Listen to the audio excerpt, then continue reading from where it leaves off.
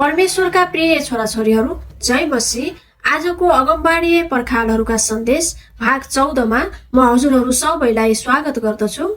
तपाईहरू मध्ये कतिजनाले यसरी प्रार्थना गरिरहेको मैले सुने। हे परमेश्वर, मलाई तपाईको सम्झना घरिघरि आउँछ र म तपाईलाई घरिघरि याद गरिरहन्छु। यो प्रार्थना एकदमै चोट र पीडाले भरिएको र एकदमै छटपटी भएको अवस्थाको प्रार्थना हो। तपाईले आफ्नो टुटेको हृदयबाट परमेश्वरलाई सम्झिरहनु भएको छ। तपाई पहिला परमेश्वरको धेरै नजिक हुनुहुन्थ्यो, तर बिस्तारै बिस्तारै तपाई परमेश्वरबाट टाढा जानुभयो।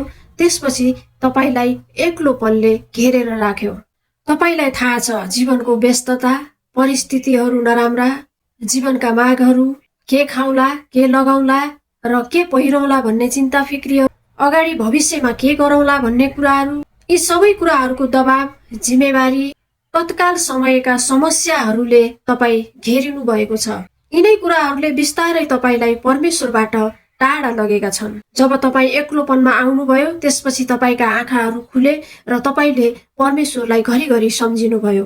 किनकि जब तपाई परमेश्वरको नजिक हुनुहुन्थ्यो, त्यति बेला तपाईलाई अपार शान्ति थियो, अपार आनन्द थियो र हृदयमा एकदमै विश्राम थियो। तर जब तपाई परमेश्वरबाट टाढा हुनुभयो, त्यसपछि तपाईलाई अशान्तिले घेर्यो, तपाईको आनन्द हरायो। वचन, प्रार्थना, आराधना, संगति गर्दा पनि जस्तो मानौ कि तपाईको हृदय एकदमै खाली छ। तपाईको हृदयले विश्राम खोजिरहेको छ। प्रकाश 2:4 पदमा, तर तिम्रो विरुद्धमा मसित यो कुरा छ कि तिमीले तिम्रो पहिलो प्रेम त्यागिदिएका छौ।